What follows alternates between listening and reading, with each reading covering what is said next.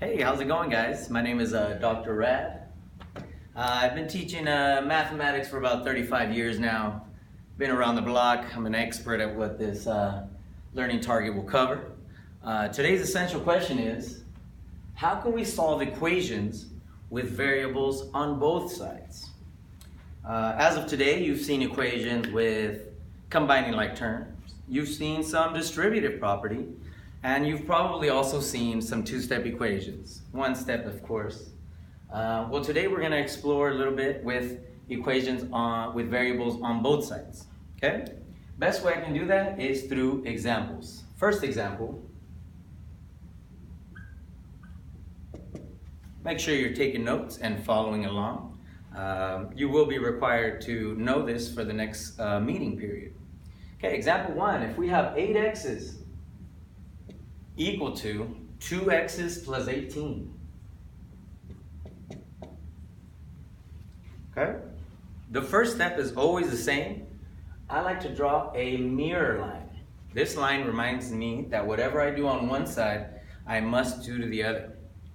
Right away, I see that this is new because there are x's on both sides of this equal sign. Okay, that cannot be, because remember, our ultimate goal is for this to tell us x equals something. We need to know what x is, and in order to do that, we need to get the x's alone on one of the sides. Okay? So, let's look at our problem. Okay? I noticed that we already have an x alone on the left, and on the right we have variables and numbers. Okay? If I were to get rid of this 18 and bring it over here, that I didn't reach my goal of getting x by itself on one side.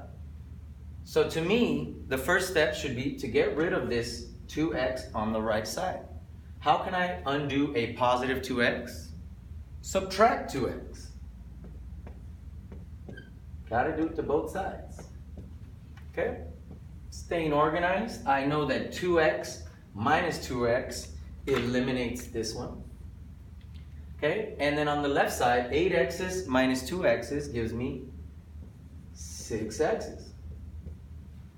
On the right, all I'm left with is 18.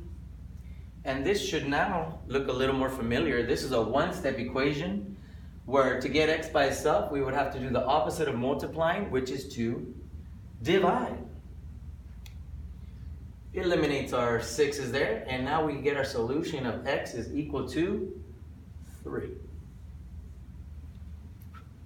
Okay? Moving on to example 2. Okay? Example 2. All right. Sometimes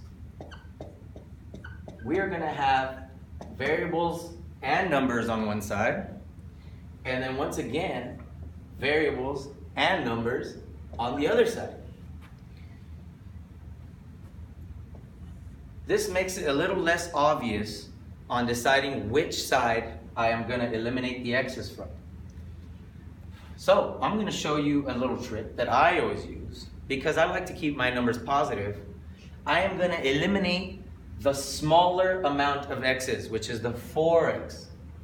If I subtract 4x's from 6x's, it gives me a positive number. If I were to subtract 6x's to this side, it would give me a negative number. Okay, so I am going to eliminate the 4x's on the left by simply subtracting them out. 4x minus 4x is nothing. Bring down my 5.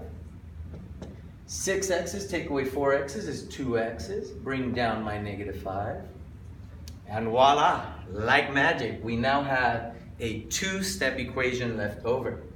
Okay? The opposite of adding 5 on the right side would be to add 5 to both sides. Eliminates that. We're left with 2x's on the right equal to 10. And if you're an expert mathematician, you know that 2 times 5 would give you 10. Other than that, you can also divide both sides by 2. Leaving our x by itself, 10 divided by 2 is 5.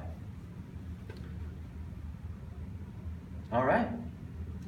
I wish they stayed that easy, but now our textbook is going to test all our equation skills by combining the distributive property, combining like terms, and variables on both sides into one problem. On the left side, you can have 3 times x plus 2. Should look familiar to you. You are going to need the distributive property there. And on the right side, you could have 8x plus 10 minus 7x, which should also look kind of familiar because we have some like terms that we can combine there. Once again, you draw your mirror line. And before we start moving x's anywhere, you need to first simplify both sides and get rid of the parentheses, combine your like terms. Okay, I will do that now. 3 times x is 3x. 3 times positive 2 is positive 6. 8x and negative 7x combine to make 1x, or just x. The 10 cannot combine with anything, so I am just going to bring them down. All right. We now have, similar to the previous problem, we got x's and numbers on both sides. So you might be thinking, okay, what x should I eliminate? My rule of thumb is whichever one has the less value or the least x's, that's the one I'm going to eliminate. This one only has 1, so I am going to eliminate him from the right side. X minus x is nothing. I'm going to bring down my 10. 3x minus x leaves me with 2 x's, and I'm going to bring down my positive 6. And like magic, you are now left with a 2-step equation. Okay, undo the adding and subtracting. Subtract 6 to both sides because that is the opposite of plus 6. Okay, so now I am left with just 2 x's on the left. 10 take away 6 is a war. The positives win that war by 4.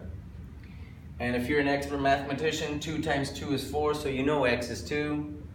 If not, you can divide both sides by 2 and realize that 4 divided by 2 gives you the answer of 2. All right, guys, I hope you had fun. This concludes today's lesson of combining like terms, distributive property, and equations with variables on both sides. Your homework for our next meeting, it will be due. Are those 3 problems right there? Make sure you have those ready to go. And I'm Dr. Rad. See you guys later.